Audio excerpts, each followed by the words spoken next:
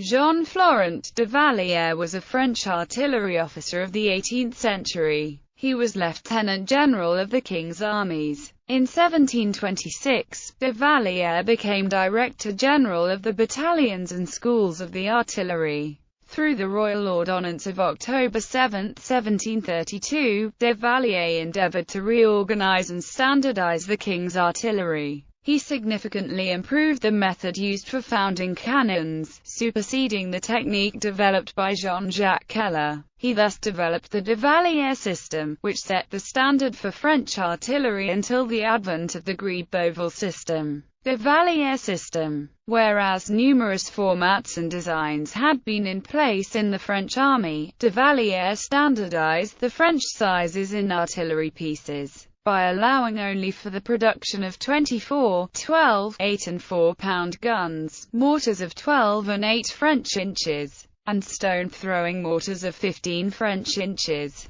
The French pound weighting 1.097 English pounds, the French guns fired slightly heavier balls than their English equivalent 12-pounder. The French inch was 2.707 centimeters, slightly longer than the English inch of 2.54 centimeters. The de Vallière system used core drilling of the bore of cannons founded in one piece of bronze, a method developed at that time by Jean Maritz, which allowed for much higher precision of the bore shape and surface, and therefore higher shooting efficiency. The de Vallière guns were also highly decorative and contained numerous designs and inscriptions. Barrel. The back part occasionally included an inscription showing the weight of the cannonball, followed by a Latin inscription, Nec pluribus impar, meaning that the king is no unequal match for many, i.e., none his equal. This was followed by the royal crest of the Bourbon dynasty. The location and date of manufacture were inscribed at the bottom of the guns, and finally the name and title of the founder. The breech was decorated with an animal face showing the rating of the gun.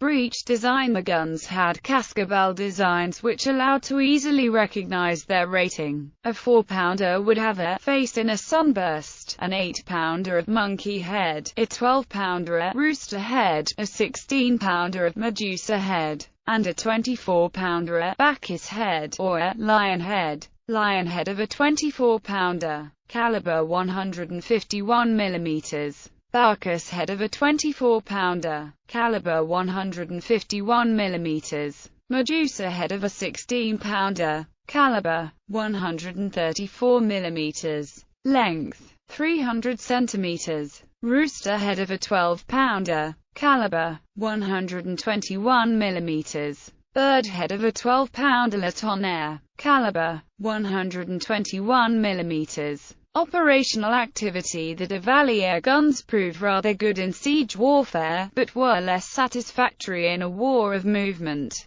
This was especially visible during the War of the Austrian Succession, and during the 7 Years' War, where mobility was a key factor and lighter guns were clearly in need. The lack of howitzers was another issue. Numerous de Vallière guns were used in the American War of Independence, especially the smaller field guns. The guns were shipped from France, and the field carriages provided for in the U.S. These guns played an important role in such battles as the Battle of Saratoga, and the Siege of Yorktown. George Washington wrote about the guns in a letter to General Heath on the 2nd of May 1777. I was this morning favoured with yours containing the pleasing accounts of the late arrivals at Portsmouth and Boston. That of the French ships of war, with artillery and other military stores, is most valuable. It is my intent to have all the arms that were not immediately wanted by the Eastern States, to be removed to Springfield, as a much safer place than Portsmouth.